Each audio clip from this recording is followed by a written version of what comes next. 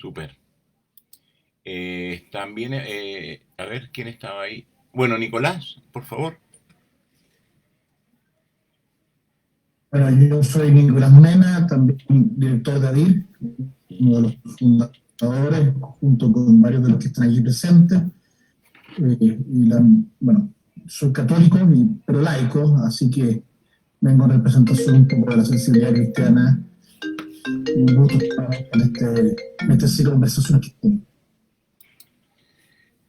Gracias, Nicolás. Eh, María Teresa, no, María Teresa, ¿me oyes?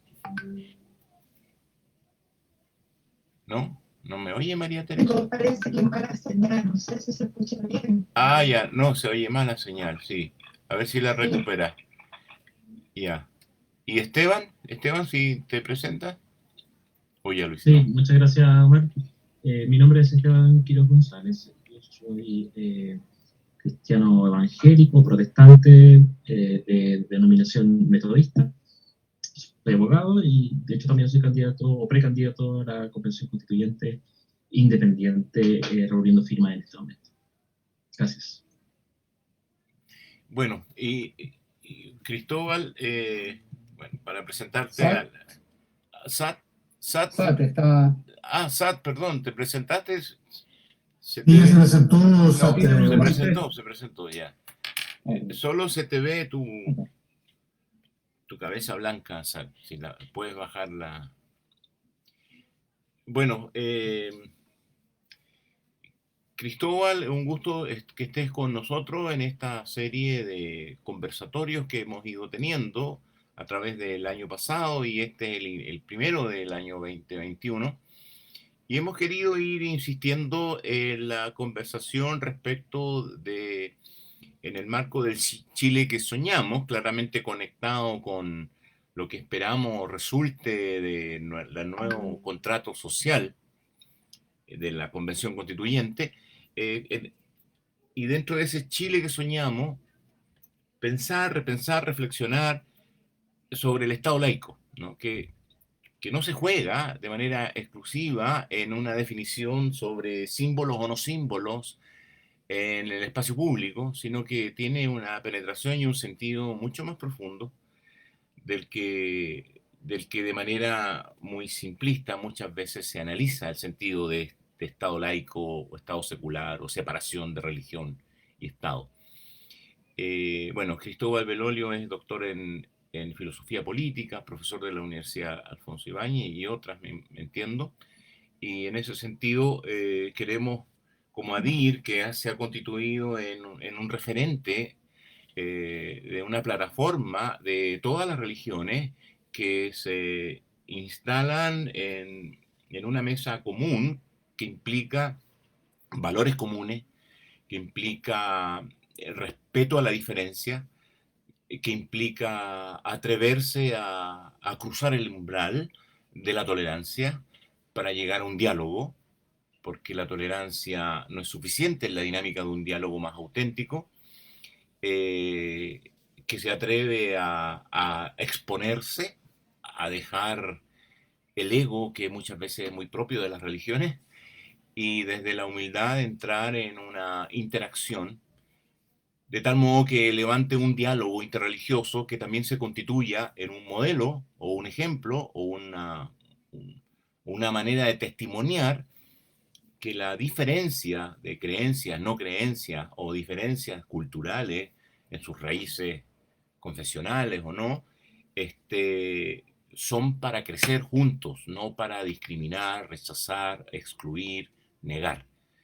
En ese sentido es que vamos por el tercer año, nos constituimos como una asociación legal y no y dentro de las cosas obviamente velamos por la libertad religiosa, pero también velamos por la libertad de la no creencia. Es decir, en un sentido creemos que vamos desplegando una manera de entender la laicidad de una manera no tan como ya dije al comienzo, pragmática de blanco y negro, ¿ah? Respecto de lo que significa un Estado de estas características. Así que, bueno, en ese marco Y te damos nuevamente las gracias, Cristóbal, por compartir con nosotros. Han llegado otros Buenas tardes a invitados todos. y otros miembros que podrían saludar. Bueno, Mohamed, presidente de ADIR, te doy la palabra también para que nos des la bienvenida. Y a los otros amigos que se han sumado, si se pueden presentar también. Para después ya, con las palabras de Mohamed, darle la palabra a Cristóbal. Vamos a actuar de la misma manera que hemos actuado otras veces. Es decir, Cristóbal tendrá unos 10, 15 minutos con una presentación gatillante de diálogo, de preguntas, a partir de su perspectiva sobre Estado laico y la presencia de la diversidad, Estado laico y diversidad. Entonces, Mohamed, por favor. Sí, gracias.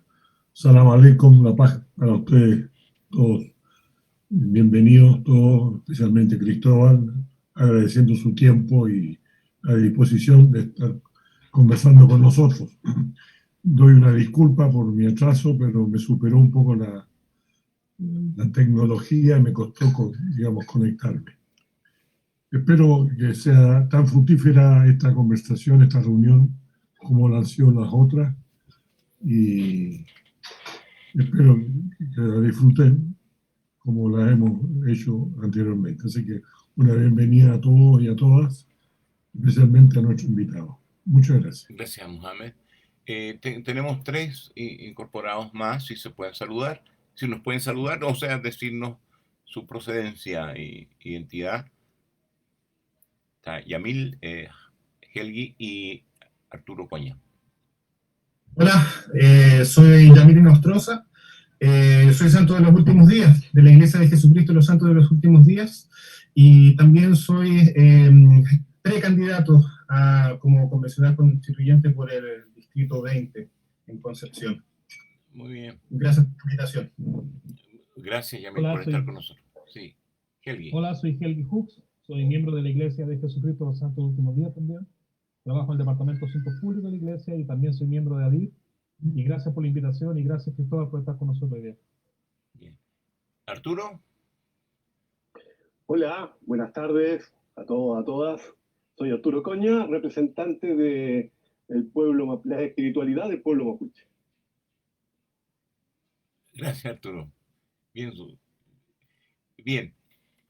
Cristóbal, tienes la palabra. Pero quería comenzar por agradecer esta instancia. Yo no sabía que existía, pero siempre pensaba, debería existir una instancia como esta. Así que qué bueno saber que existe, que anda, que funciona. Me parece estupendo. Y aquí yo, si bien tengo una creencia religiosa en particular, que es la no creencia en el Dios de las grandes religiones abrahámicas, yo soy ateo, mi posición metafísica no es la que determina mi posición política, en este sentido. O sea, así como todos nosotros tenemos una posición metafísica, religiosa, me parece que cuando estamos hablando de dibujar los contornos de nuestra vida en común, que supuestamente se plasman en una constitución, no es, y a mí me gusta en ese sentido el espíritu de Omar, como lo plantea, no son mis pretensiones metafísicas las que dominan la conversación, sino que es mi posición política respecto a cómo conversan, a cómo se relacionan con el ejercicio del poder político. Así que desde ese punto de vista me gustaría señalar lo que yo creo que pueden ser nudos interesantes en la conversación constitucional respecto de aquella pregunta que se hacía Sol Serrano en ese famoso libro, ¿qué hacer con Dios en la República? ¿Cierto? En principio uno pensaría que aquí no hay mucho margen para innovación. El artículo 19, número 6, ya establece la libertad de conciencia, ¿cierto? El derecho de todas las personas de manifestar las creencias que estimen conveniente, en la medida creo que dice que no atenten contra la moral, el orden público, la buena costumbre. Hay también un derecho reconocido a erigir templos, ¿cierto? Y que ellos van a estar exentos de ciertas contribuciones. En eso más o menos estamos claros de qué es lo que hay hoy día. Mucha gente busca conceptos para entender cuál es el arreglo institucional, cómo se llama ese arreglo institucional, ¿cierto? Y probablemente ahí la idea de separación o la idea de Estado laico son las que más se repiten, a pesar de que muchas veces no tengamos completo acuerdo conceptual respecto a qué diablos nos referimos cuando hablamos de Estado laico, de qué hablamos cuando hablamos de secularismo político. Aquí yo estoy hablando de secularismo político, no de secularización cultural. Quiero hacer esa distinción. Por secularización cultural yo me refiero al proceso gradual a través del cual las naciones abandonan las expresiones más tradicionales de la fe, en el sentido de que lo plantea Taylor en la era secular. En cambio, por secularismo político me refiero más bien a esta idea que los pueblos latinoamericanos tenemos del Estado laico, ¿cierto? Y que es la idea de cuán autónomo es el poder político respecto de la religión. Entonces aquí me voy a referir a ese segundo concepto, el secularismo político, no al proceso de secularización cultural, que obviamente forma parte, por así decirlo, del background de la conversación, pero no es necesariamente lo que determina cuál va a ser el arreglo institucional que finalmente vamos a adoptar. Dicho eso, me parece que señalar los nudos, las preguntas, no las respuestas, porque no las tengo. Las preguntas que yo creo que pueden ser relevantes en un tema que, fíjense, no aparece tanto en la conversación, ¿cierto? Como que los temas más espinudos hoy día tienen que ver con derechos sociales, si es que va a haber provisión pública o privada, de la salud, de la educación, cuál va a ser el régimen político, ¿cierto? Vamos a avanzar hacia un régimen semipresidencial o parlamentarista, el estatus de los recursos naturales, si vamos a seguir con el Estado subsidiario, vamos a tener Estado empresario. Estas parecieran ser las discusiones más calientes, ¿cierto? Políticamente hablando, ¿cierto? La autonomía del Banco Central, etc. Pero por eso me pregunto, ¿cuánto margen de innovación hay respecto de este tema que nos convoca hoy? Entonces quiero presionar un poquito en algunos temas que pueden ser interesantes. El primero es cuál es el alcance que nosotros creemos que debe tener el concepto de libertad religiosa. Porque una manera es entender el concepto de libertad religiosa desde una perspectiva negativa, es decir, como ausencia de interferencia del Estado. Pero alguien podría decir que también la libertad religiosa tiene una cierta capacidad expansiva, que no implica solamente lo que el Estado debe dejar de hacer, sino también de qué manera me provee ciertas condiciones para yo promover mi fe en el espacio público y eventualmente traspasarla a las siguientes generaciones, por ejemplo. Ahí hay una discusión muy interesante respecto de la educación religiosa. ¿Es parte o no de un concepto expansivo de libertad religiosa que el Estado pueda contribuir a financiar la transmisión de mi fe a las siguientes generaciones? Debe ser parte de un concepto de libertad religiosa, por ejemplo, que otras personas no puedan criticar o hacer sátira de mi fe. Una pregunta que me parece interesante porque, por ejemplo, el Consejo Nacional de Televisión hace unos años atrás multó a Chilevisión y a su programa El Club de la Comedia por unos sketches en los cuales hacía una parodia de la multiplicación de los panes. Y el argumento que ocupó el Consejo Nacional de Televisión es que Chilevisión estaba afectando la libertad religiosa de los creyentes. Interesante, porque es un concepto súper expansivo, entonces, libertad religiosa, que incluye la restricción de la libertad de expresión de otras personas para que de alguna manera no te ofendan, ¿cierto? Lo pongo como una cuestión relevante. Me parece que también es relevante si es que el concepto de libertad religiosa va a incluir excepciones o acomodaciones a leyes generalmente aplicables. Por ejemplo, sabemos que hoy día hay ciertas visiones culturales o cosmovisiones que reclaman que el Estado les permita vivir su estilo de vida sin mayor intervención, ¿cierto? De hecho, yo fuera mapuche, probablemente estaría dando una vuelta al concepto de subsidiariedad y tratar de ocuparlo como una manera de garantizar la autonomía de una sociedad menor respecto a una sociedad mayor que el Estado. Entonces, ¿hasta qué punto yo puedo, como comunidad religiosa, exigir que el Estado respete mi autonomía cultural y comunitaria para desarrollar ciertos estilos de vida que eventualmente pueden significar excepciones a leyes generalmente obligatorias? Estoy pensando, por ejemplo, desde en materia penal, por ejemplo. Hubo ahora el tema del mundo Rapa Nui, que pidió una cierta excepción en un caso que llegó a las Cortes chilenas, pero podría darse en muchos otros casos, el caso del Reue y el Maxi Celestino Córdoba, pero podría darse en otra multiplicidad. Nosotros no tenemos Amish, por ejemplo, muchos Amish, pero hay casos en los cuales los Amish han conseguido justamente que en el nombre de esta excepción a su identidad cultural se les permita sacar a los niños del colegio en octavo básico. O que no se les enseñe teoría de la evolución. Hay varios adventistas, por ejemplo, que también tienen problemas al respecto. ¿Es parte o no de la libertad religiosa que se concedan estas excepciones o acomodaciones? Esa me parece una gran pregunta, para la cual no tengo una respuesta.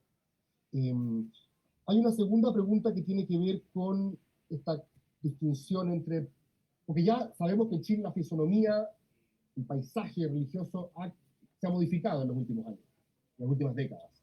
Pasamos de ser un país hegemónicamente católico, monorreligioso, como se dice en la literatura, a ser un país con un cierto atisbo de pluralismo religioso, ¿cierto?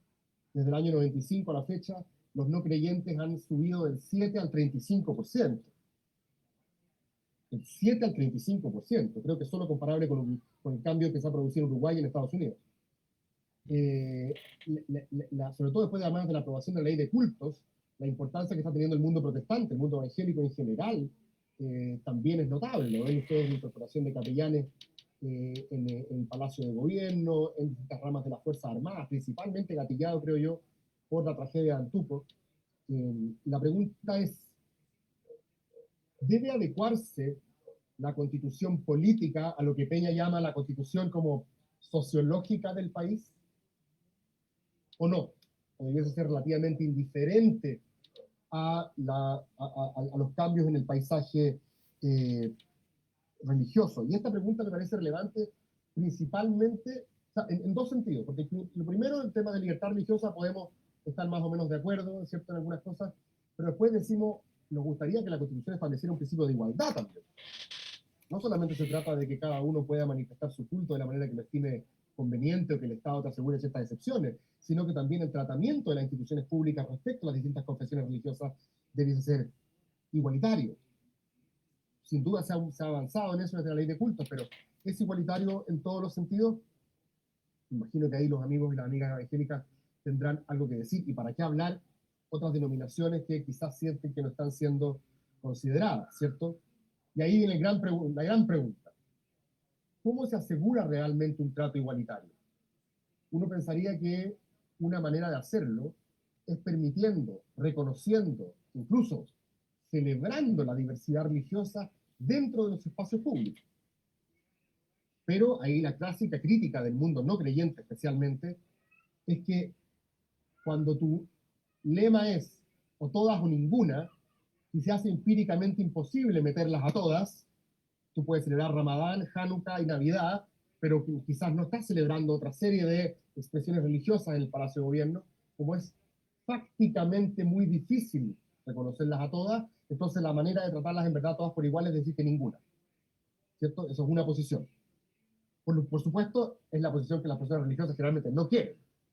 Finalmente, la posición que mantienen las personas religiosas es una idea de pluralismo inclusivo, llamémoslo así, o laicidad inclusiva, que invite, abra las puertas a las distintas confesiones y credos religiosos a participar de la vida pública, sin excluir evidentemente a ninguna, sin discriminar evidentemente. Y ahí la gran pregunta es, ¿cómo hacemos entonces para que el trato sea igualitario entre creyentes y no creyentes? Y un poco lo que Omar también decía al comienzo. Hay una frase que me acuerdo, siempre me acuerdo de esto, cuando el presidente de la República, Sebastián Piñera, en 2011 celebró por primera vez, no sé si por primera vez, pero creo que fue una de las primeras veces que celebró Hanukkah en La Moneda, justo días antes o después de Navidad, se le hizo una crítica por el pesebre gigante, y el presidente Piñera dijo que su gobierno no era neutral respecto a la espiritualidad religiosa, que buscaba promoverla activamente. Y uno podría pensar que el presidente Piñera está siendo un promotor de la igualdad religiosa, ¿cierto? Está celebrando Hanukkah, después de Navidad, después va a celebrar el fin del mes de ayuno, ¿cierto? Pero al decir que busca promover la espiritualidad religiosa, no está siendo neutral respecto a los que no creen. Entonces, la pregunta es, ¿qué significa eso? ¿Cómo se traduce realmente neutralidad frente a la no creencia? ¿O cómo se traduce neutralidad respecto de quizás expresiones religiosas que son iconoclastas o no tienen representantes que ejerzan roles de asesoría espiritual como las que usualmente uno lo asocia a las capellanías? ¿Cómo se traduce eso en la práctica? Entonces, y esta es la dimensión que tiene que ver con lo que algunos llaman el establecimiento simbólico, ¿cierto? No solamente se trata de que la Constitución diga que el Estado trata en la ley y en sus políticas públicas a todas las confesiones religiosas con igualdad, sino cómo a través también de su capacidad expresiva envía un mensaje de inclusión cívica y no de exclusión, en este caso, a aquellos que no creen. Eso me parece que es interesante, sobre todo teniendo en cuenta el crecimiento de ese mundo. Yo sé que la Constitución no es el lugar para establecer como conceptos disputados, ¿cierto? No va a definir la Constitución lo que es laico, no va a definir la Constitución lo que es secular. De hecho, estaba pensando y lo conversamos otra vez con Nicolás en un curso que estábamos haciendo, la nueva narrativa, la narrativa de moda hoy es la narrativa post-secular, ¿cierto? Que de alguna manera lo que hace es que combina una tesis empírica con una tesis normativa, ¿cierto? La tesis empírica es que la religión no desapareció del espacio público ni de la vida de las personas como algunos dijeron que iba a pasar, ¿cierto? Desde Marx, Freud, Durkheim, Weber, y como que lo que desde los 90 a la fecha se ha dicho es que empíricamente hemos constatado que la religión está vivita y coleando, como se dice. Eso yo creo que hay que tomarlo con beneficio inventario. No es tan así en todos los sentidos, pero eso ya tiene que ver con un proceso de separación cultural y no político. Y después la tesis normativa, que es que justamente como no hemos constatado su desaparición, sino por el contrario su vigencia, hay que reconocer que la religiosidad provee de una fuente inagotable de sentido que las personas también quieren expresar en su vida pública. Entonces, esa segunda tesis más normativa es la que hoy día supuestamente auspicia el postsecularismo y que señala que ya pasó el tiempo en el cual había que pensar el Estado laico o secular como completamente vaciado de religiosidad, sino por el contrario, bienvenir, no sé si existirá esa palabra, darle la bienvenida a la diversidad religiosa y reconocer su potencia irreemplazable en la vida de las personas. Me parece que esa es una discusión tremendamente relevante porque hasta qué punto darle la bienvenida a todas las expresiones religiosas puede coexistir con un discurso, la palabra neutralidad está un poco agotada, pero puede consistir con un igual respeto y con una idea de inclusión cívica respecto de la creciente población no creyente en Chile, de ateos, agnósticos y no creyentes en general. Eso me parece, para hacerla corta, que son como nudos relevantes. Hasta dónde se extiende la idea de libertad religiosa y en qué manera lo que usualmente nosotros entendemos como igualdad que el Estado debe darle a las distintas confesiones puede extenderse hacia la no creencia, y hasta qué punto las ideas de neutralidad inclusiva o de pluralismo inclusivo, de laicidad inclusiva, son preferibles a expresiones de neutralidad exclusiva o de laicismo exclusivo, que considera que es mejor que no haya ningún tipo de establecimiento simbólico, porque esa sería la única manera de asegurar, ahora sí que sí, un real trato igualitario. Yo, en lo personal, si es que llegara a estar en la constituyente, mi posición personal ha cambiado un poco en los últimos años. Hubo una época en la cual tenía un ateísmo bastante más militante. Eso, una fase que no es que haya cambiado tanto en la dimensión, insisto, metafísica. Creo que políticamente hoy hay distintos arreglos institucionales. Algunos tienen más religión en el espacio público, otros tienen menos religión en el espacio público, que son compatibles con lo que yo entiendo con orden político liberal. Entonces, en la medida que se obtenga uno de esos arreglos, ya sea la laicidad a la francesa o un concepto mucho más faith-friendly, por así decirlo, como más acomodacionista como el británico, yo creo que en la medida de que se preserven ciertos valores centrales, que tienen que ver con la capacidad de justificar las normas a todas las personas, independientes de su creencia, que tienen que ver con la capacidad de hacer que el Estado en su capacidad expresiva nos incluya a todos y a todas, y que tienen que ver también con la posibilidad de que las personas expresen su fe sin que haya una ambición como omnicomprensiva de ciertas religiones de regular toda la vida. Escucho un perro, es muy desagradable, no me dejo concentrar.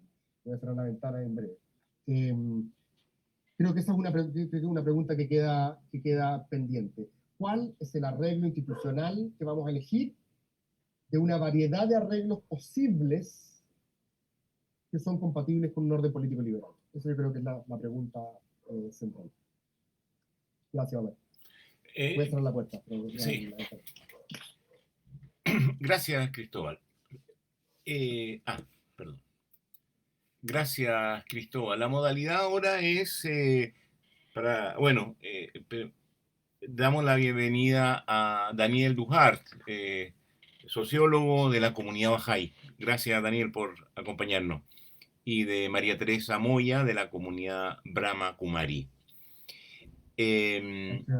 La modalidad ahora es que hagamos preguntas o breves intervenciones, y ojalá breves. Si no, los voy a silenciar.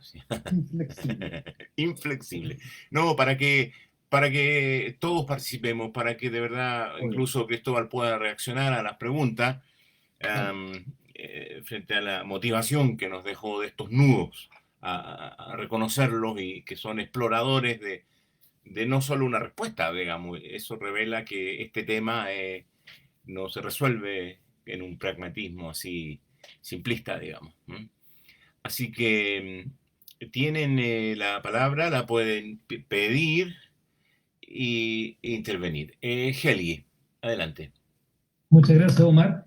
Cristóbal, te escuché atentamente, y hace un tiempo ya que vengo leyendo mucho lo que tú escribes y viendo también algunos programas en internet, en YouTube, que has tenido hablando de estos temas justamente.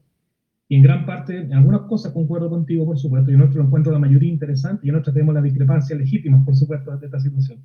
Pero tú dijiste algo súper interesante que me llamó la atención dentro de todo esto, y es que dejaste de militar un poco, hacer un ateo militante, lo dijiste en algún momento, y en virtud de eso, y también de que vas a ser posiblemente un candidato a la constituyente, y si eres electo vas a tener el rol de representar a una sociedad también, o parte de ella, y ser parte de quienes van a escribir la Carta Magna, que va a permitir regir probablemente por unos 40 años, quizá más, los destinos de Chile. Te pregunto entonces con respecto a la religión. ¿Cuál crees tú que es el rol de la religión en la sociedad chilena de los próximos 40 años? Y si existe este rol, que tú lo podrías, desde tu juicio, existir, ¿cómo puede ser resguardado en una nueva, por decirlo así, constitución? Sí, ahí me gana mi minimalismo constitucional. Yo creo que esa no es una pregunta que debe resolver la Constitución. Creo que esa es una dimensión que ocurre fuera del ámbito de... O sea, evidentemente podemos conversar respecto de cuál va a ser la relación entre la religiosidad y el ámbito público, ¿cierto? Y el poder político. Pero respecto de cómo evoluciona la religiosidad en la sociedad, esa me parece que es una pregunta para un sociólogo de la religión, para alguien que le preocupa más, como decía Taylor, que habla de la secularización social o cultural. A mí, como no creyente, más ateos, claro, yo me voy a sentir más acompañado, voy a sentir, entre comillas, que mis ideas van ganando. Es como que tú estás ahí de la U, y el día de mañana te avisen que por primera vez hay más tipos de la U que de Colo Colo. Te voy a decir, somos más, ¿cierto? Pero aún así, tú no querrías que el Estado se declare como de la U. ¿Se me entiende el punto? O sea, mi creencia personal, o lo que yo piense respecto de ciertas creencias, ¿cierto? Está la clásica idea, y eso para sacarnos al tiro todos los esqueletos del closet, no, ¿cómo se dice? Los elefantes de la pieza. Efectivamente hay un ateísmo que considera que la creencia religiosa se asemeja a superstición, a irracionalidad, ¿cierto? Lo sabemos. Pero creo que esa no es una discusión, es una discusión que podemos tener en un foro sobre religión, pero no sobre constitución. La constitución no resuelve eso. No debiese hacerlo. Creo que la constitución tiene que dejar jugar a la sociedad, creo yo, lo mayor posible sin determinar una concepción de la vida buena. De hecho, yo como ateo no voy a pedir que la Constitución diga ojalá que, o sea, el Estado va a promover la racionalidad científica para que las personas abandonen progresivamente la infancia de la humanidad, así como citando a Kant en la idea de ilustración. Yo jamás apostaría que la Constitución dijera eso. Ok, de acuerdo con el tema de la Constitución, pero desde tu perspectiva, y disculpa que replique o vuelva a preguntar, y el rol que tú crees que debe ocupar la religión. Y cuando digo religión no me encasillo solamente a la más tradicional o a la más emergente en porcentaje o participación, sino que en general las religiones o la religión como creencia, ¿cuál es el rol que debe ocupar en la sociedad? Y te la puedo plantear de otra manera, quizás, ¿hay algún aspecto en el cual tú creas que la religión te endeuda con la sociedad? Chuta. Es que, bueno, el concepto, perdona por como dice el poto para las moras, pero el concepto de religión también me supera. No creo que podamos trabajar con un concepto, salvo que nos pongamos de acuerdo en un concepto operacional, ¿cierto? Para conversarlo aquí. Pero como categoría, me parece que involucra una cantidad de dimensiones. El mundo ateo en general cree que la religión tiene que ver con una creencia. Es una idea epistémica, ¿cierto? Tiene que ver con una determinada creencia y aferrarse a ciertas ideas. Tú crees que hay un señor que es el que escribió las reglas del juego y está 24/7 ahí para escuchar tus plegarias y actuar en tiempo real si lo necesitamos, ¿cierto? Los ateos muchos creen que la religión se trata de una creencia. Pero nosotros sabemos que la religión tiene una cantidad de otras variables. Por ejemplo, yo conocí una cantidad de gente en Inglaterra, por lo menos, que se definían religiosos, pero en verdad la dimensión metafísica de su creencia era bien endeble. Ellos en verdad estaban buscando comunidad, sentido de pertenencia, tratar de no perder ese espacio humano, comunitario que hay entre el individuo y el Estado. La idea de las charities, por ejemplo, en Inglaterra, son muchas organizaciones religiosas o que están vinculadas con ciertas visiones de la espiritualidad o la acción social, que no quieren ser cooptadas por el Estado, pero que le permiten a las comunidades reunirse en torno a ciertos espacios de reconocimiento, de recogimiento, de encuentro, de generosidad, de compartir, que creo que no están capturadas por una definición de religión como teísmo convencional. Así que si tú me preguntas por cuál creo que yo es el rol de la religión, o el deuda, o el aporte, va a depender en cuál de esas dimensiones, y tampoco le puedo pedir, por ejemplo, yo podría decir, a ver, mi problema con el mundo evangélico es que no le gustan los homosexuales, no sé, por poner un tema, ¿cierto? El bus de la libertad, la educación de género. Pero en una sociedad diversa, me parece razonable que hayan grupos que no estén de acuerdo con las posiciones más progresistas. Las sociedades avanzan a través de una conversación entre cambio y continuidad. No estoy diciendo con esto que yo suscriba esas tesis. Probablemente vamos a llegar a un momento en el cual vamos a tener una discrepancia de valores, que tiene que ver con, no sé, por ejemplo, la no discriminación. Hubo ciertos grupos religiosos que se opusieron y en el mundo se han opuesto a ciertas leyes de no discriminación porque consideran de que sacrifican cierta autonomía organizacional, ¿cierto? ¿Qué pasa si yo no quiero contratar un gay en mi colegio católico o evangélico? ¿Qué va a mandar, qué va a primar? ¿La norma general de no discriminación o mi autonomía organizacional para definirme de la manera como mi creo lo estime conveniente? Creo que estamos condenados, por así decirlo, a estar permanentemente tratando de resolver estas tensiones.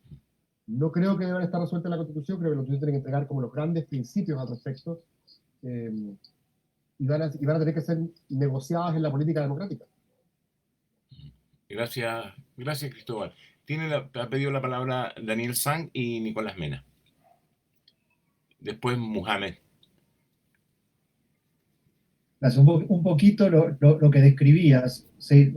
Siguiendo autores como Noam Harari, digamos, él describiría también las tendencias políticas como nuevas religiones, ¿sí? Donde Claro. tendrán sus mesías, etcétera, donde buscan pertenencia, fin, errores comunes, y tampoco uno contrataría a otro. Pero en un país donde estamos avanzando en el tema de neuroderechos, ¿no? Hasta ahí está avanzando Chile, ¿sí? Y en el crecimiento de la IA, de la inteligencia artificial, ¿sí? Donde una máquina entras a cualquier comercio y te conoce y sabe lo que querés. Nosotros vivimos completamente atrasados en el tema de derechos, no diría, pero espíritu de derechos, si no son neuroderechos, en el sentido de igualdad y de posibilidad de desarrollo de tu práctica espiritual. Lo que está permitido, según la ley, vos decías antes, lo que está permitido en realidad es la libertad de conciencia, pero no tenés una libertad plena de ejercicio de tu vida espiritual. Y no estoy hablando pura y exclusivamente de vida religiosa, estoy hablando de vida espiritual. Entonces, es interesante, un comercio sabe lo que a mí me puede gustar, ¿sí? Pero el tipo que trabaja sentado al lado mío ni siquiera sabe cuáles son mis motivaciones espirituales, ¿sí? Porque entre comillas de eso no se habla. Entonces, claramente hay una falta. No tiene que ver solamente con lo que vos decías, digamos, de poner la banderita en el espacio público, sino que el espacio público, lo que ha hecho con la separación de la Iglesia y del Estado era que la mandó al exilio. O sea, no se puede hablar, o sea, se estableció el principio que casi de religión casi no se habla en el espacio público. Entonces, y en otro sentido, un poquito, no solamente para contestar, en otro sentido, todo lo que tiene que ver con elementos culturales, o sea, por ejemplo, llegó la Navidad ahora y yo recibí millones de cartas de todas las servicios que pago deseándome feliz Navidad. No eran para mí, ¿sí? Entonces, pero es interesante. Entonces, culturalmente, digamos, yo me puedo sentir discriminado positivamente, pero o sea, de alguna forma es, ¿y por qué no me saludan en mi fiesta? Entonces, la idea es, pensando en que nosotros vamos en una idea donde el individuo, ¿sí? Inclusive el pensamiento del individuo está siendo legislado, ¿sí? Claramente en una constitución que mire a 40 años para adelante, tendría que tomar esta parte espiritual. Entonces la pregunta es si te parece relevante o no te parece relevante en este marco donde se priorizan elementos que tienen que ver con el motor del individuo, justamente qué es lo que le permite seguir adelante. Me superó un poco la complejidad de la pregunta. ¿La puedes sintetizar? O sea, la idea es si de alguna forma lo que te parece en realidad, digamos, si a vos te parece que las cosas tienen que seguir su curso o tendrían realmente, así como estoy realmente como estoy regulando, ¿sí? Los neuroderechos, debería regular también los derechos espirituales de los individuos. Interesante eso de los derechos espirituales. Sí, bueno, hay distintas formas de codificar, ¿cierto?, los derechos. Hay un paper muy interesante de un tipo que se llama James Nickel, que se llama Who Needs Freedom of Religion? Como que necesita el derecho a la libertad religiosa, porque en verdad prácticamente todas las cuestiones que involucran la libertad religiosa ya están cubiertas por otros derechos, ¿cierto? La libertad de pensamiento, la libertad de conciencia, la libertad de asociación si la quieres hacer con otros, ¿cierto? La libertad de expresión si quieres manifestarlo públicamente. Bueno, y él básicamente dice que no necesitaríamos algo así como un concepto de libertad religiosa o espiritual como tal, porque todas esas cuestiones pueden estar cubiertas en los otros clásicos derechos de conciencia, expresión y asociación. Interesante. Hay otra discusión respecto de si existe ya no un freedom of religion, una libertad religiosa, sino un freedom from religion. Es decir, existe, por decirlo de alguna manera, un derecho a vivir en un ambiente libre de religiosidad, así como libre de tabaco. ¿Puede alguien exigir algo así? Y hay dos autores israelitas, de hecho muy connotados, Sapir y Statman, que dicen que no existe algo así como un freedom from religion. Pero quizás sí, cuando se trate de ciertos adoctrinamientos religiosos que nos parezcan perjudiciales para la libertad individual, el derecho a los niños de tener un futuro abierto y asegurarles igualdad de oportunidades. Por ejemplo, si tú me dices que dentro de esos derechos espirituales está el derecho de un padre de transmitirle a sus hijos sus creencias religiosas, y en esas creencias religiosas hay cuestiones que puedan constituir objetivamente un daño o desaventajarlo en la carrera de la vida, yo tengo problemas con ese derecho. Por ejemplo, si tú dices que en el nombre de la libertad religiosa quieres que a tus hijos no se les enseñe igualdad de género, por ponerte un ejemplo. Esto pasó en Estados Unidos, el caso Moser. Hubo una comunidad religiosa que alegó porque en el colegio se le estaba entregando material de lectura. Y en ese material de lectura aparecía un dibujo donde había un hombre en la cocina lavando platos. Entonces, esta comunidad, esto fue en los años 70, pero esta comunidad religiosa alegó y dijo que ellos consideraban de que el lugar de la mujer era ese y el del hombre era ser el proveedor, y por lo tanto este plan de lectura afectaba su libertad religiosa. ¿Qué debiésemos hacer nosotros? ¿Qué prima? Entonces, es interesante ver cuáles las colisiones de derechos que tienes en los distintos lugares cuando hablas de estos eventuales derechos espirituales.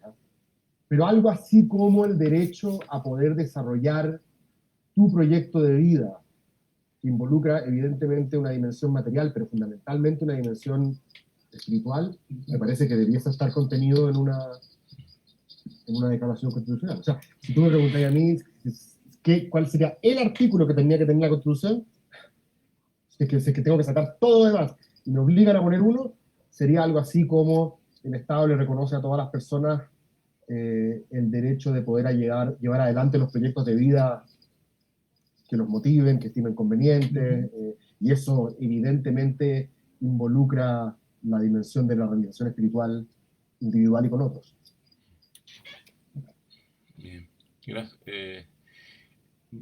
A continuación, tiene pedido la palabra Nicolás, Mohamed y después Daniel Dujar.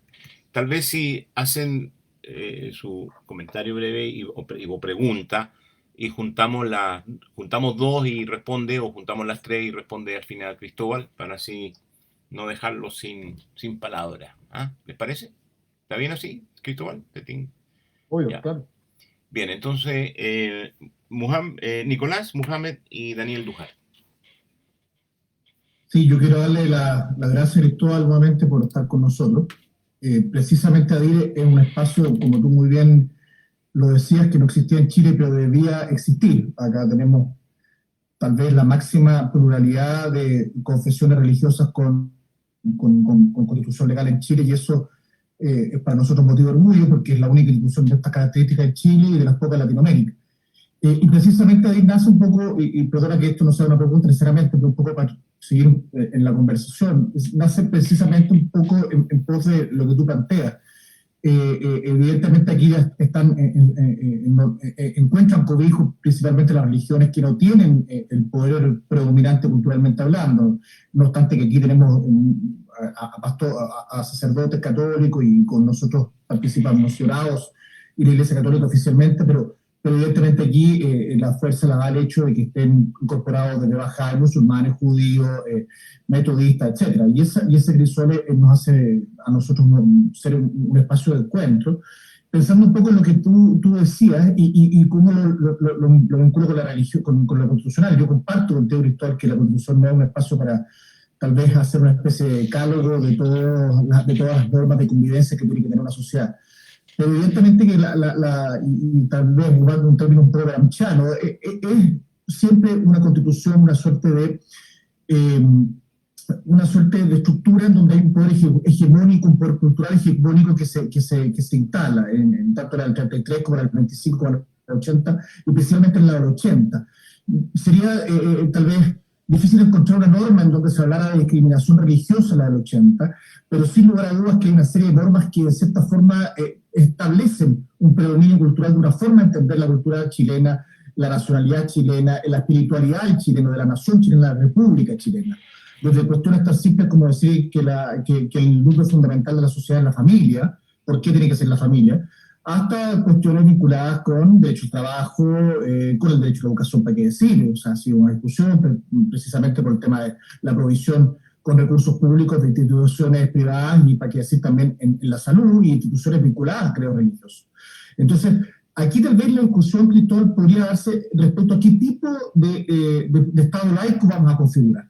¿Hacia dónde vamos a ir con el Estado laico? ¿Vamos a hacer un Estado laico, como lo hemos conversado también en nuestras clases, en donde tengamos tal vez un predominio de la neutralidad respecto de esto, o un Estado laico en donde haya una intencionalidad de tratar de incorporar en una forma lo más simétrica posible las distintas visiones religiosas, entendiendo que no hay una que tiene que predominar sobre otra, y que eventualmente se podría ir en contradicción con respecto a una cierta cultura hegemónica en Chile? Esa es una discusión que es interesante, que tal vez se va a dar puesta, tal vez ver cómo normativamente eso se puede resolver. Pero me parece que ahí hay muchos ejemplos, no necesariamente llegar al laicité francés, pero sí espacios donde pudiésemos nosotros entender, a mi juicio, dos cuestiones fundamentales. Una, que en Chile ya no, en Chile hace 20 años atrás, existe multiplicidad de religiosidad y hay mucha no religiosidad, que también tiene que ser parte de la cultura chilena y tiene que ser incorporada dentro de la estructura jurídica institucional, pero al mismo tiempo de que hay cuestiones muy positivas que hay que rescatar de la religiosidad y de la espiritualidad, que pueden ser también elementos que contribuyan a una relación armónica dentro de la sociedad. Y ahí también un elemento que es importante destacar, porque efectivamente las hay, y efectivamente la religión, y ahí me acuerdo de lo que decía Daniel con respecto a Ari, él lo dice, y bueno, también lo conversamos con respecto a lo que decía en su minuto varios autores como Audi, la misma autora francesa que conversábamos también respecto de estas distintas categorías que existían, en que al final de cuentas hay elementos positivos de la religiosidad que son elementos que deben valorarse me refería al aborto, perdón, que deben valorarse y revalorarse dentro de la sociedad y que pueden ser importantes para el desarrollo espiritual de la nación. Y dejo ahí ese elemento que podría ser un poquito como de Jorge Millas, del desarrollo espiritual de la nación. Eso, Cristóbal, gracias. Gracias, Nicolás. Buenísimo, tomemos más entonces, Omar. Sí, Mohamed y Daniel Duhart. Estoy silenciado, espérenme. Mohamed y Daniel Duhart. Gracias, Salam Aleikum.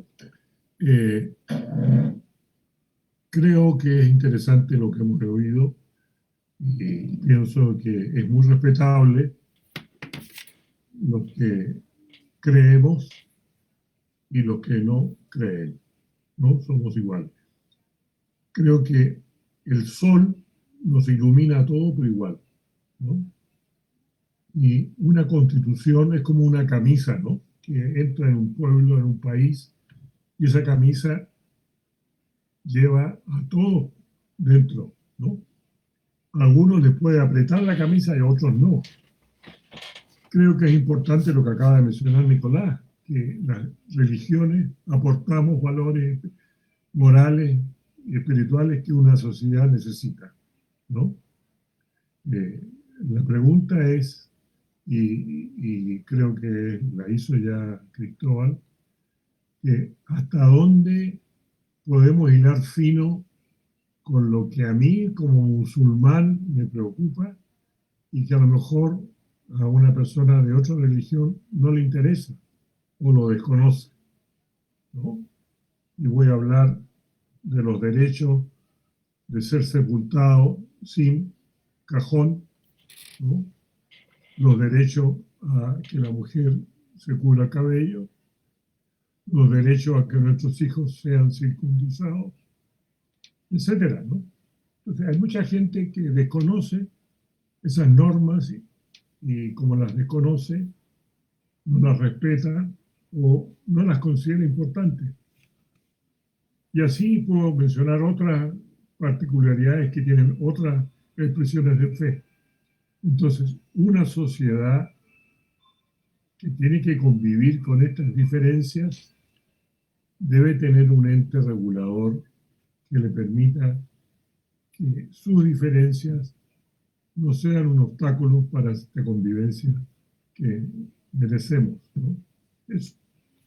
Gracias, Mohamed. Y Daniel Dujar, y después hacemos las últimas preguntas y vamos cerrando la participación de este panel. Daniel. Hola, ¿sí me escuchan bien? Ahí sí, sí. Sí. Bueno, buenas tardes, muchas gracias por la invitación, Omar, y también a Cristóbal por lo planteado. Llegué un poquito tarde, pero alcancé a escuchar, creo que gran parte de lo que decía Cristóbal. Creo que, bueno, es una discusión muy interesante y lo que todos han planteado. Yo estaba pensando, por un lado, o sea, creo que, como se ha dicho, toda esta discusión sobre el Estado laico, por un lado hay que evitar ese extremo, ¿no? Como de, creo que todos estamos de acuerdo, de esta idea del laicité, ¿no? De un laicismo como agresivo, que rechaza la religión o que favorece más ciertas expresiones por sobre otras, ¿no? Y está toda esta idea de la inclusión religiosa y la no discriminación. Al mismo tiempo también creo que muchas veces la conversación de las religiones sobre esto y obviamente con todo el derecho también, a veces quedan en el nivel de respetar sus diversas prácticas, sus diversas tipos de creencias y todo, que obviamente creo que también es una base importante de igualdad y de inclusión, ¿no? Como todos han dicho, ¿no? Pero también me surge la pregunta de cómo también uno como que va más allá y trata como de trascender esas distintas particularidades, y creo que se relaciona también con esto del concepto de religión que se conversó hace un rato atrás, que obviamente la religión es algo muy grande, muy amplio, pero cómo se puede también analizar desde una perspectiva también que permita que muchos elementos confluyan, ¿no? Yo creo que eso es un poco incluyendo lo no religioso, ¿no? Y cómo la religión, las religiones, ¿no? La religión mira más hacia la sociedad como un todo. Entonces, por ejemplo, y cuáles son los elementos que trascienden tal vez esas particularidades y son como un aporte, ¿no? Y aquí hay un concepto que, bueno, yo lo he planteado en otros espacios, de mismo ADIR y también otras discusiones, otros foros. Por ejemplo, un concepto que es una de las maneras de ver a la religión, no la única, pero que una que yo he estado trabajando con otros grupos y pensadores, etcétera, discutiendo, que es esta idea de la religión como un sistema de conocimiento y práctica. Similar, por ejemplo, a la ciencia, ¿no? Que la religión podría verse también desde esa perspectiva, como una que ofrece percepciones, en inglés se dice insights, no sé, como sobre la realidad, sobre el mundo, y que puede también contribuir a la sociedad, a cualquier aspecto económico, político, social, que pueda beneficiarse de ciertas percepciones sobre el mundo que promueven el bienestar, el bien común, el avance, el desarrollo de distintas dimensiones del desarrollo, digamos, valga la redundancia, de la sociedad. Entonces y que es algo en un diálogo como de conocimiento, puede beneficiarse a la sociedad en general, independiente de su pertenencia a una religión o no, ¿no? Entonces ¿cómo que siento que este tipo de discusiones y espacios como la Constitución, que obviamente no es el que va a resolver todo esto en un país como Chile, pero son oportunidades para avanzar también en esta discusión también como conceptual, y cómo en el siglo XXI miramos también hacia adelante en esta idea de, bueno, hay conceptos como lo postsecular, bueno, un montón de otras cosas que intentan dar cuenta como de un nivel diferente, ¿no? De diálogo entre elementos espirituales y materiales que va más allá como de la tensión y la oposición que tal vez se vivió hace 100, 200 años, pero la ciencia, o sea, la filosofía, la física, o sea, están mirando muchas de estas dimensiones de otra forma, de cómo entramos en en esta discusión de una manera también que aborda esa complejidad y esas interconexiones, esas articulaciones. Eso, ese era un comentario, pero también sería interesante escuchar qué piensa Cristóbal sobre eso. Así, está bueno. Listo, gracias. Cristóbal, si nos puedes responder un poco en... Sí, me No gustaría tan hacerme cargo como extenso para después dos preguntas más que sí, están, tres, sí, dos sería. hacerme cargo de algunas ideas interesantes que surgieron en la conversación. Estaba pensando cómo frasearía el artículo constitucional que se haga cargo de este tema.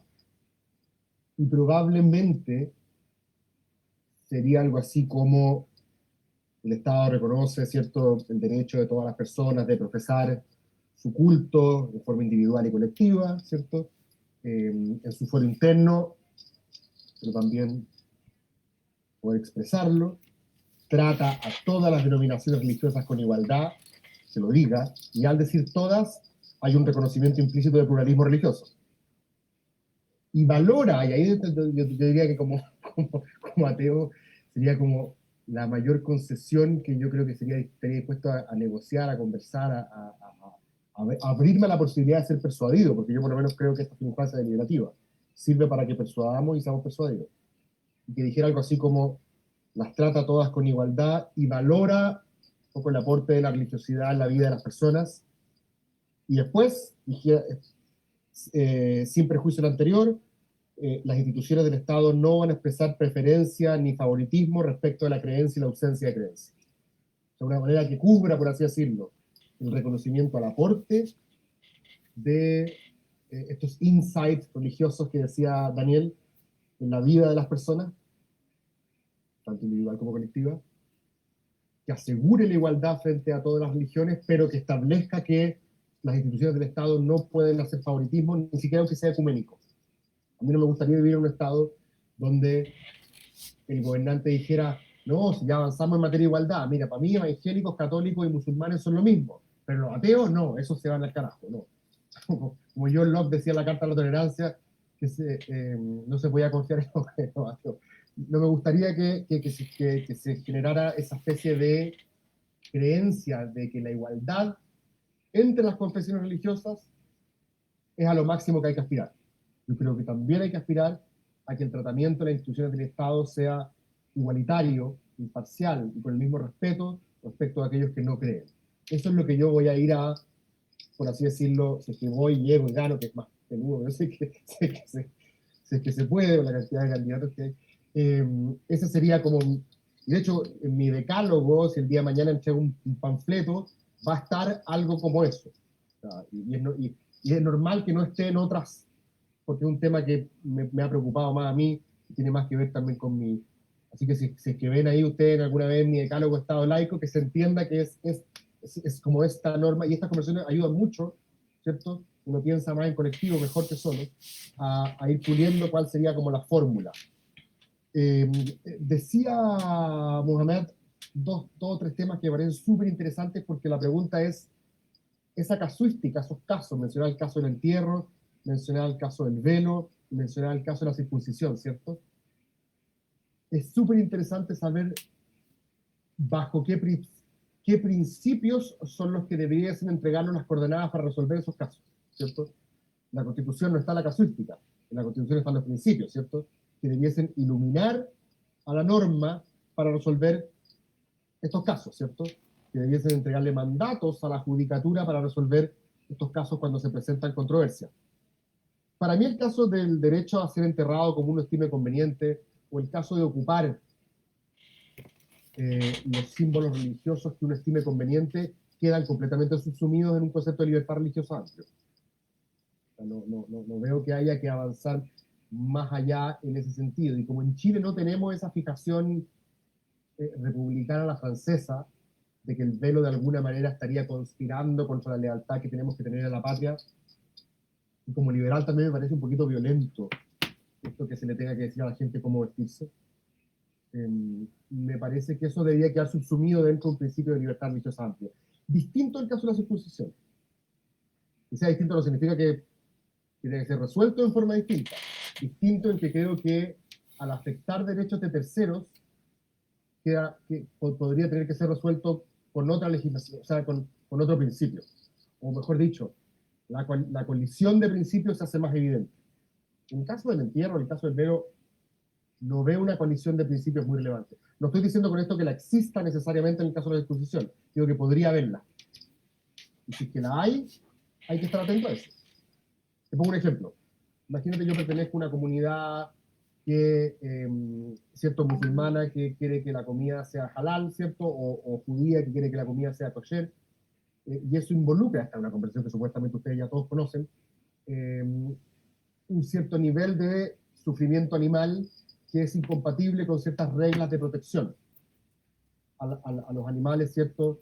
Que hoy día en prácticamente todos los países de Europa del Norte existen, y donde se han producido estas controversias, y donde los grupos religiosos han dicho, oye, pero con esta regla que castiga el maltrato animal, tú me estás privando a mí de una libertad religiosa, me estás privando a mí de una manera de procesar la carne, etc. No quiero entrar en el caso particular, pero quiero sencillamente ilustrarlo para mostrar que ahí hay una colisión de derechos que pareciera ser más controversial que la del entierro o la del velo. Y finalmente, esto es más que nada una confesión, no es una confesión, pero creo que mi ateísmo militante su intensidad, o quizás si esta conversación lo hubiéramos tenido hace 10 años atrás, iba en directa relación a que yo me sentía parte de una minoría vulnerada. Porque la verdad es que en casi todos los otros ámbitos de mi identidad no soy una minoría vulnerada. Por el contrario, si ocupamos las teorías interseccionales, yo estoy en el eje de los opresores en prácticamente todo. Soy hombre, no sé si blanco, pero digamos, soy hombre de clase alta, educado, podríamos decir que heterosexual, no pertenezco a ninguna etnia históricamente marginada. Por lo tanto, no había nada en lo que yo pudiera decir que era víctima. Salvo en una dimensión. Que era que cuando yo contaba en mi círculo cultural que era ateo, me miraban con sospecha. Era como una confesión pecaminosa. Era como admitir una falla moral. De hecho, me acuerdo cuando yo saqué mi libro Ateo fuera del closet, me invitaron a la Católica, al centro de extensión, a un foro que llevaba por título ¿Se puede ser moral sin Dios? Ese era el título del foro. Entonces, de alguna manera, yo me sentía que en alguna cosa podía decir que era un privilegiado. A pesar de que es irónico, porque la crítica que se le hace a los ateos, sobre todo al llamado nuevo ateísmo, es que básicamente son puros hombres blancos en edad madura y educados, de clase alta, ¿cierto? Pero bueno, pero en Chile uno podría decir que eran relativamente discriminados. Pero eso era cuando éramos el 7%. Ahora que somos como el 35%, como que de alguna manera ya como que no encuentro que tenga tanta gracia ser militante. No sé si me entiende, como que cuando uno realmente siente que pertenece a una identidad que está siendo vulnerada, es cuando uno generalmente adopta una posición más combativa. Pero hoy día, que siento que ya somos el 85% de la población, me parece que es menos plausible y menos intelectualmente honesto decir que somos una minoría vulnerada. O sea, dicho de otra manera, hoy me molesta menos el pesebre en la moneda que lo que me molestaba hace 15 años atrás. Yo no sé si eso tenga que ver con que hay un filósofo italiano que dice la víctima es el héroe de nuestro tiempo, ¿cierto? Elige una batalla en la cual seas la víctima y automáticamente estás como en un estadio de superioridad moral. Me pasa hoy día que mi ausencia de creencia religiosa ya no me hace sentirme una víctima. Y yo creo que en general, en la medida de que exista más conciencia de pluralismo religioso y vaya retrocediendo la hegemonía cultural histórica del catolicismo en Chile, yo creo que nos vamos a llevar mejor entre las distintas sensibilidades. Es mi impresión. Y quizás ahí llegue el día en el cual nos creamos el cuento postsecular. Pero hasta ahora es difícil, porque ha sido un discurso hegemónicamente católico. Pero cuando tengamos pluralismo religioso, quizás todos vamos a ser quizás menos combativos respecto de aquellas cosas en las cuales nos sintamos vulnerados, porque ya vamos a haber accedido a un estadio donde nos miran con igualdad y respeto. Gracias, Cristóbal. Las últimas 3 intervenciones o preguntas, vamos a darnos el tiempo para eso, está Yamil, Esteban y Ruti. Y ahí vamos, y Nancy, ¿no? ¿Cómo le vamos a decir que no a Nancy? Y de ahí cerramos las 4 intervenciones, preguntas, y Cristóbal cierra entonces recogiendo las preguntas o intervención de ustedes. Yamil. Muchas gracias por este tiempo para preguntar. La verdad es que hay tantos temas que se podría ver de manera general como también casos en particulares que poner de ejemplo. Cristóbal es un académico muy experto en estas cosas, ha citado autores súper importantes, pero voy a tratar de condensar lo más que pueda mi pregunta. ¿Ya? Primero, para poder, no para poner al debate, pero sí como para darle un poco de un color diferente también a la conversación. Tú hablaste de el freedom of religion y el freedom from religion. Y diciendo que dentro de la libertad religiosa quizás no era tan necesaria porque había otras libertades que ya la cubrían.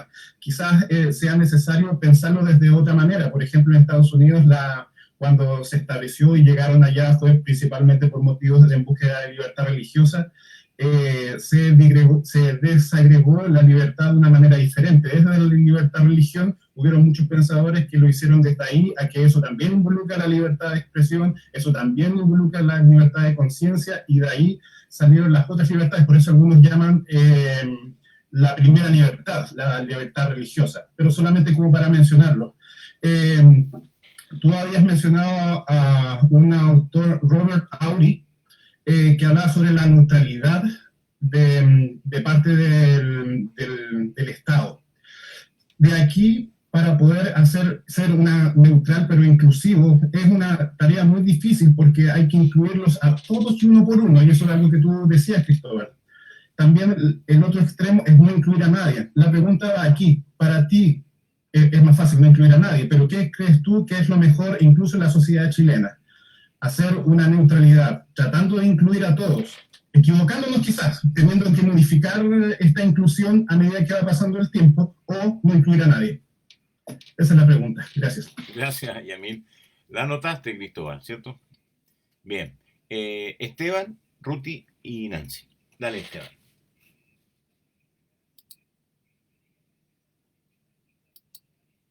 Perdón, estaba silenciado. Muchas gracias, Cristóbal, por la presentación. Se me había perdido de la pantalla, Cristóbal. Hay un proyecto de la presidenta Michelle Bachelet que, al igual que su cambio constitucional, pasó bastante desapercibido porque lo presentó básicamente al final de su gobierno.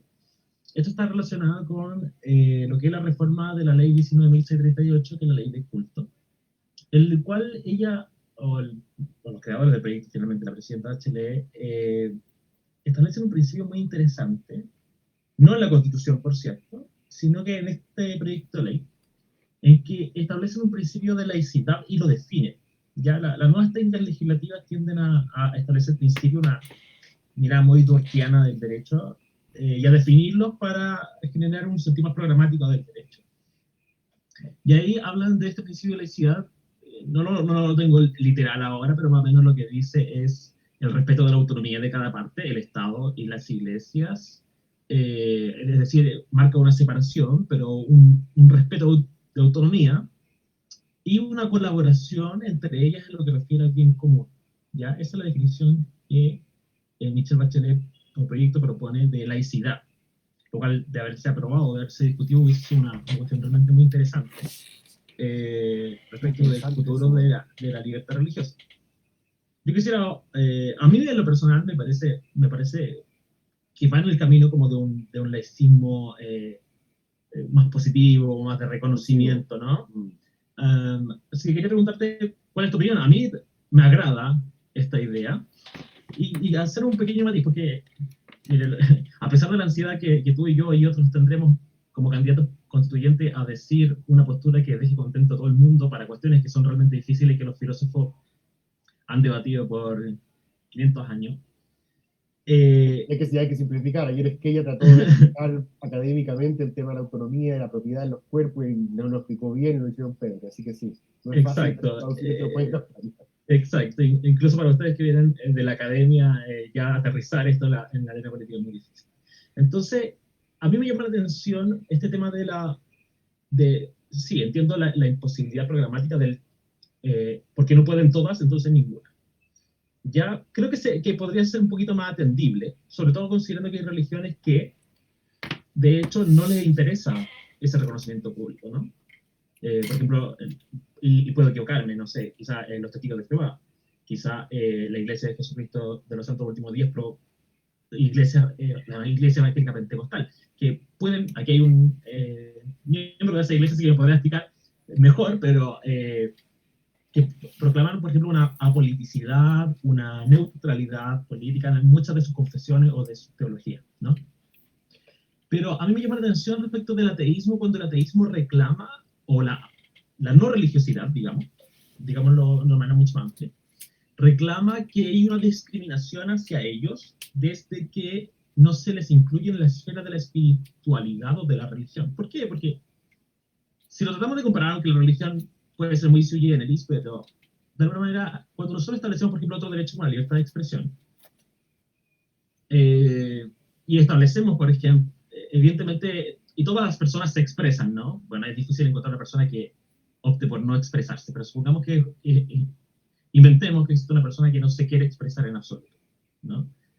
Sería raro que a la medida que el Estado crea ley como la ley de prensa, crea la ley como regula las telecomunicaciones, o dice establezcamos vínculos con el círculo de periodistas, o con el colegio de periodistas, o creemos el Día Nacional del Periodismo, o de la buena y sana comunicación, las personas que no tienen absoluto interés en comunicarse, supongamos, reclamaran que se les está excluyendo. Yo tengo ese problema filosófico, me gustaría que también tú pudieras decirlo, respecto de hasta qué punto la abstinencia respecto de la religión es igual a la religión en sí, porque yo podría ir a un espacio público, por ejemplo, yo trabajo en la Superintendencia de Educación, donde no hay ninguna alusión religiosa en la oficina, que yo me acuerdo que yo había visto, ¿no? Pero yo no por eso, si yo fuera ateo, no por eso pensaría que ese es un espacio religioso, digamos, que de alguna manera el Estado estuviera propiciándome solo por esa ausencia, porque las cosas que son negativas no pueden ser igual a las positivas. Bueno, ese es el matiz que quisiera que tú pudieras responder, principalmente también siendo como ateo en tu cosmovisión. Gracias, Esteban. De paso, esa inclusión de Estado laico en esa ley la elaboramos nosotros con Nicolás y yo en el equipo, y fue de tremenda controversia con grandes sectores evangélicos muy fundamentalistas, porque poníamos dentro de una ley la palabra Estado laico que ni la Constitución la tenía. Era la segunda ley que aparecería con eso. Bueno, una anécdota. Y hablábamos de la interreligiosidad, ¿te acuerdas, Mario? También nos llegaron a sacar, sí. Bueno. ¿Sí? Sobre eso comentar que eso es muy raro para la tradición evangélica, ¿no? O sea, los evangélicos por muchos años luchando por el Estado laico, sí, como bandera, así pegadita a la bandera evangélica. Pero una cosa triste. Ni hablar de la historia ni hablar de la historia y la enseñanza de la religión en la escuela. Bueno, Ruti y Nancy. Ruti y Nancy. Bueno, yo más que discurso, no, muchas preguntas. Muchas. Primero, desde el lenguaje, desde que empezamos, por ejemplo, Nicolás se presentó como laico. Desde lo religioso, desde la religión católica, el laico es el que no está con investidura, ¿verdad, Nicolás, si no me equivoco? ¿Sí? Okay. Entonces, hablar de un Estado laico significaría de alguien que pertenece, desde ese lenguaje, alguien que pertenece a una investidura que tiene el cuellito, o que usa kippah si es judío y reza 3 veces al día, si es musulmán y reza 5 veces al día, y pertenecemos al grupo, llamarlo sacerdotal, no sé cómo llamarlo. Entonces, un Estado laico sería con la ausencia de, lo llamaron también, iglesias. Y no son todas iglesias, ¿no? Por eso. Son todas cosas que me han resonado durante esta conversación. Luego hablamos de la religión como conocimiento y proceso, ¿no? Habías hablado de eso, Cristóbal, me parece. Y en todo este tiempo me pareció que faltaba el tema de la espiritualidad más allá de las religiones instituidas. Y promover esa espiritualidad o promover la religiosidad, como hablabas que el presidente Piñera promovía, ¿no?, la diversidad de religiones, me parece que hoy, ante, no el ateísmo, sino que ante la carrera vacía por el éxito, por cumplir metas, por números, crece de esa espiritualidad, que en 40 años más eso se va a incrementar. Entonces, ¿cómo incluir de un lenguaje que también sea inclusivo, respetuoso, y que no sea igual, que en la igualdad nos perdemos todos, sino que se pueda también explorar esas diversidades? Espero haberme explicado. Sí, sí. Son todas reacciones ante lo que estuvieron hablando. Bueno, gracias. Genial, gracias. Gracias, Ruti. Nancy. Va a ser breve porque ya creo que estamos un tiempo afuera, no sé ya en qué tiempo estamos. No se preocupe. Pero bueno, yo también desde mi lugar, como dije, yo no pertenezco a la sociedad chilena, sigo las noticias en general, pero a veces se me pierden en nombres de políticos y cosas, ¿verdad?, particulares de la sociedad chilena, pero como argentina, musulmana, pero también desde Argentina, pienso y sacando un poco del eje el tema de la Constitución, ¿no?, que me parece súper válido porque es empezar a pensar algo desde cero. Me parece un desafío enorme y hermoso que esté pasando en Chile. Pero por otro lado, viviendo en la sociedad argentina, que no sé si es muy similar a la chilena, pero creo que en ciertas partes sí, quería hacerle la pregunta puntual a Cristóbal desde lo práctico, y acá salir un poco desde su rol de filosofía y llevarlo a la ciencia política, que es también mi terreno, ambos son mi terreno, pero digo, desde la praxis política,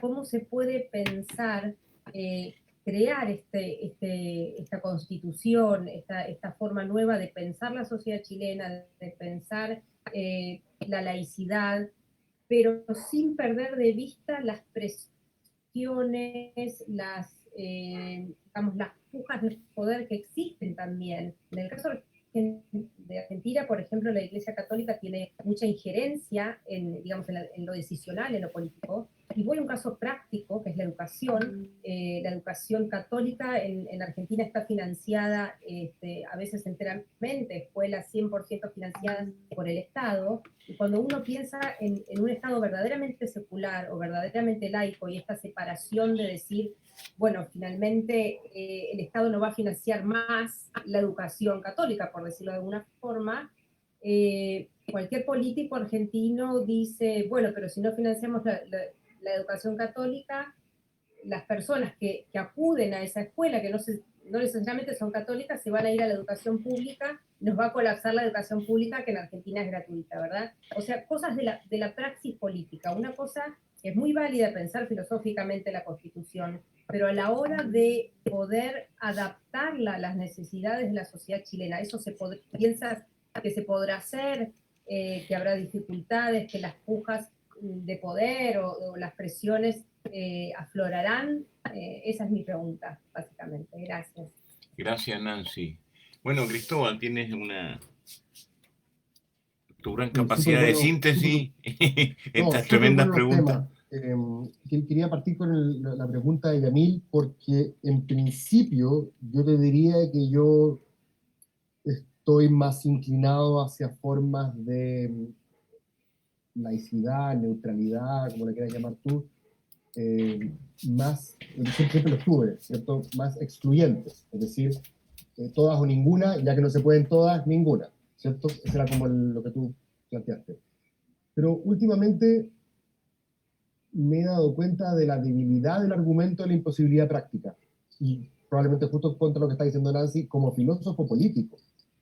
Creo que la dificultad empírica de que hoy día tengamos la capacidad de abrir las puertas al reconocimiento de la diversidad religiosa no necesariamente constituye un argumento normativo. Porque de hecho, la inclusión de la diversidad religiosa en el espacio público como reconocimiento, no como endorsement, no como favoritismo, ¿cierto? Ha sido progresiva en Chile en los últimos años. Piensa, por ejemplo, en Ramadán o Hanukkah, que debe celebrarse, si la memoria no me falla, del 2008, 2009. La incorporación del Día de las Iglesias Evangélicas del 2008 también, ¿cierto? La incorporación de los capellanes evangélicos también ha sido progresiva más o menos desde la misma época. Puede que el día de mañana, y aquí me enchufo más con lo que decía Nancy, la comunidad Bahá'í o la comunidad Sikh tengan cierta relevancia política, simbólica, que hagan que el presidente de turno los invite a celebrar su ceremonia anual o algo similar a eso en el Patio Naranjo. Entonces creo que el argumento de la imposibilidad práctica como un argumento normativo para decir que debiésemos preferir una neutralidad excluyente no me parece enteramente persuasivo. Creo que quizás podríamos mezclar una idea de neutralidad incluyente, inclusiva, donde el espacio público pueda estar al servicio del reconocimiento del valor que las comunidades religiosas entregan a la vida social, ¿cierto? Y al significado personal también de las personas, pero siempre y cuando nos cuidemos de que esa neutralidad inclusiva no vaya aparejada de un mensaje de exclusión a aquellos que no creen. Es decir, no me basta la inclusión ecuménica de todas las religiones si yo de contrabando paso el mensaje de que los que no creen, no, pues eso sí que no los miramos igual. Ahora, a eso se mezcla con la pregunta de Esteban, ¿qué significa eso en la práctica? Que se celebre el Darwin Day, que así como se celebra Hanukkah y Navidad, el 12 de febrero hay algo así como un acto darwiniano donde el Richard Dawkins chileno vaya y dé un discurso. Bueno, si eso es lo que se necesita para ese reconocimiento simbólico de la no creencia, tendremos que pensar en formas que vayan en esa dimensión. Hay otras cuestiones que me parecen más complejas, por ejemplo. Me parece complejo que el ejército de Chile tenga una marcada devoción mariana que sí es excluyente respecto de otras congregaciones religiosas. Me parece más complejo que un soldado se sienta presionado a recibir los sacramentos católicos porque de lo contrario siente que se perjudica su ascenso. Porque ustedes saben que eso, bueno, yo sé que yo he investigado un poco esto, sé que pasa no de manera abierta y pública, hay otros factores que también influyen, ¿cierto? Pero ha habido un tipo de discriminación subyacente o solapada respecto de aquellos que no comparten esa devoción mariana o aquellos que no forman parte de esos sacramentos. Hace poco el comandante en jefe Carlos Oviedo, comandante en jefe hace 8 años atrás, no me acuerdo muy bien, fue a visitar a Monseñor, ¿cómo se llama el italiano? Oh, se me fue el nombre. Esati. Fue a visitar a Esati y le comprometió el esfuerzo del ejército en la tarea evangelizadora de la iglesia. Eso me parece que es impermisible desde el punto de vista de lo que yo entiendo como un Estado laico que, aunque sea inclusivo, tiene que mantener un igual respeto respecto a aquellos que no creen. Y esta es una institución del Estado. Si eso lo dice mañana una organización social no estatal, está en todo su derecho. Pero me parece que es complejo que lo haga una institución del Estado. Pero es una muy buena pregunta. Neutralidad incluyente o excluyente. Y creo que por ahí va. Y creo que, ojo, creo que ambas son compatibles con lo que yo llamo un orden político liberal. Por lo tanto, si yo soy consistente con mi propia tesis, yo no debiese patalear si finalmente el resultado es una neutralidad incluyente. Porque es parte de los arreglos institucionales legítimos permisibles. Si es que quiero ser consecuente con ese principio. Y ahí se mezcla con lo que dice Esteban. ¿Qué es lo que le molesta a los ateos del establecimiento simbólico? ¿Cierto? ¿Qué es lo que le molesta realmente que se celebre Navidad, Hanukkah, Ramadán o lo que sea? Si es que no poseen símbolos similares, digamos, para poder estar ahí. Es cierto que hay un grupo de ateos, el ateísmo más militante, que efectivamente tiene un problema con la religiosidad, porque, como les dije al principio, lo asocian a esta idea de irracionalidad o superstición, y cree que eso de alguna manera conspira contra el progreso de los pueblos. Entiendo ese argumento, pero ese me parece que no es un argumento permisible en un orden liberal. Creo que esa es una batalla que tú tienes que ganar, como dirían algunos, en el mercado de las ideas, pero no ocupar el músculo público para promoverlo. Creo que hay ciertas expresiones que sí pueden ser conflictivas para no creyentes. No sé si ustedes conocen el famoso caso Lauzzi, que es de esta ciudadana italiana que envió a su hijo a un colegio público en la provincia de Padua, si no me equivoco, y en este colegio había un crucifijo en la sala. Y ella estaba educando a su hijo en su creencia, que es la no creencia, ¿cierto? Ella es una atea. Y el niño tenía que ver todo el día el crucifijo en la sala, y eso obviamente le producía una disonancia cognitiva, etc.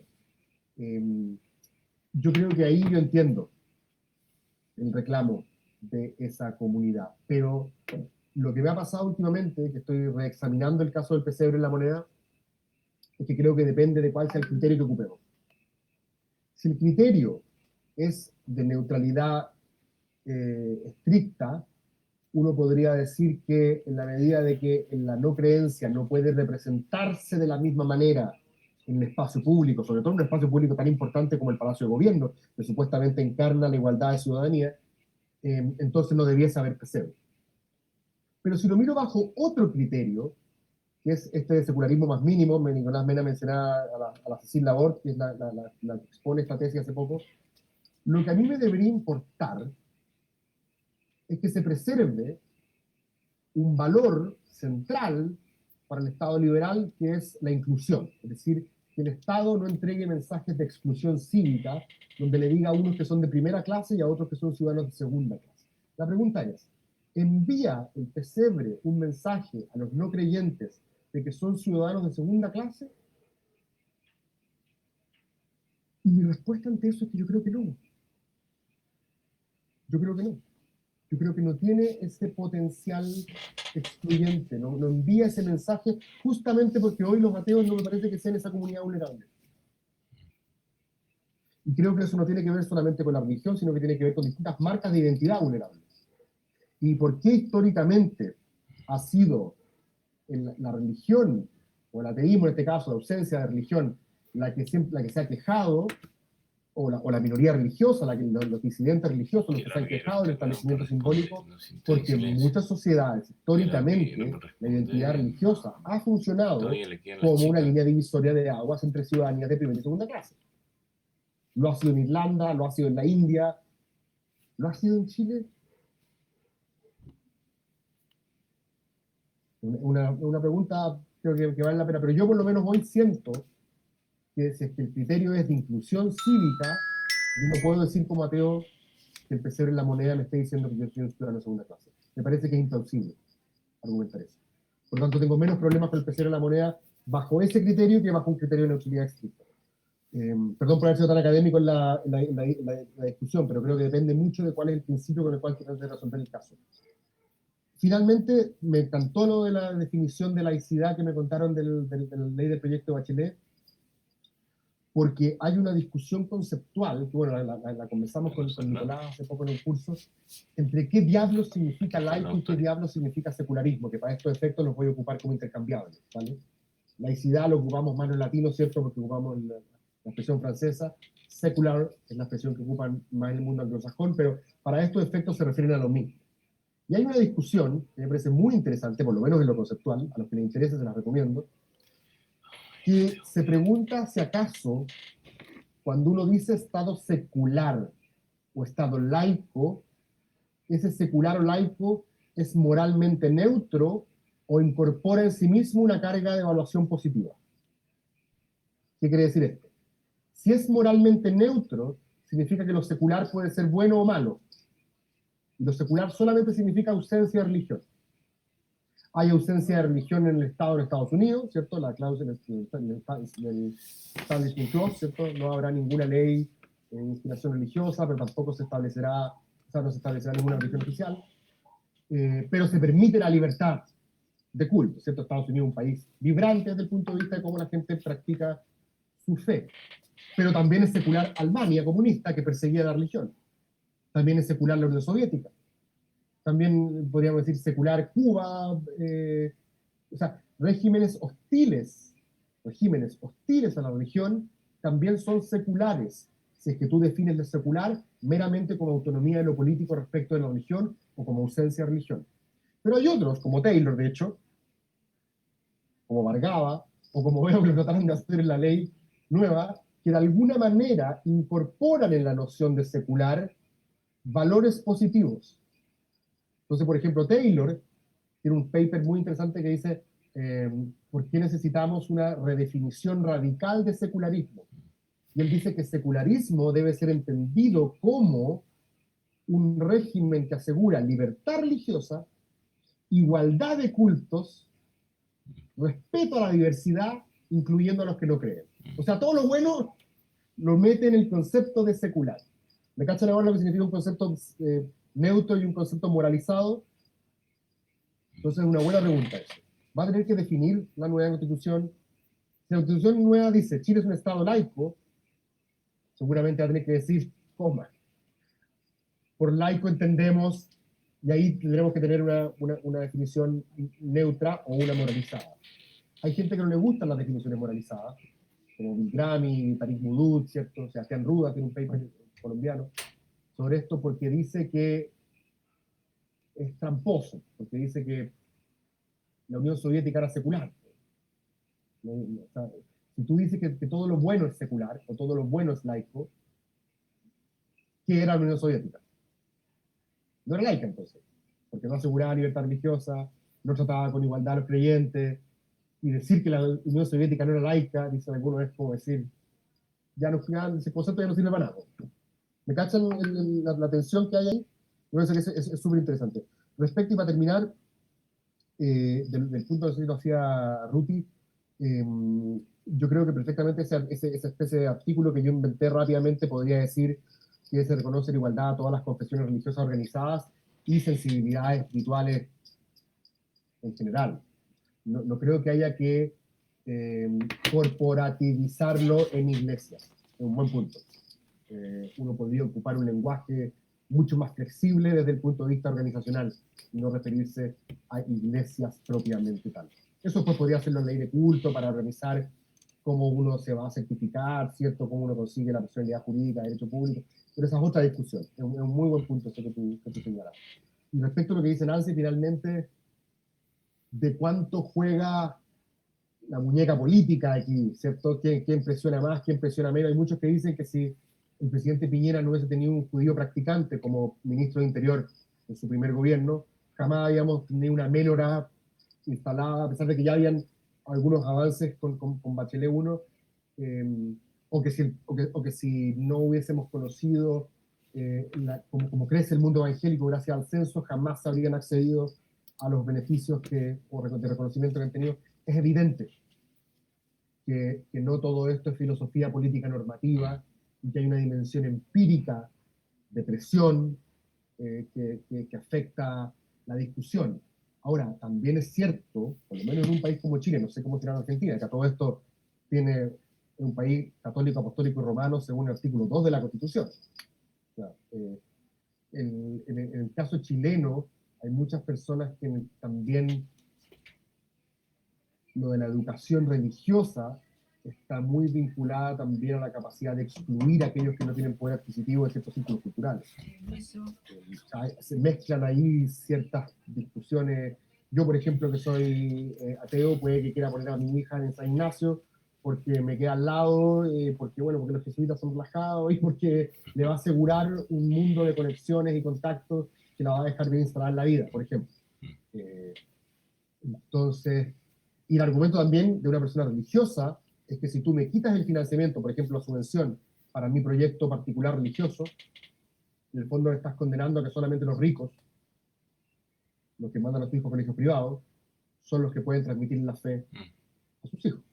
Y ese es un argumento de igualdad que creo que es importante considerar. No digo que sea invencible, pero creo que es importante meter a la juguera de argumentos a considerar. Sí.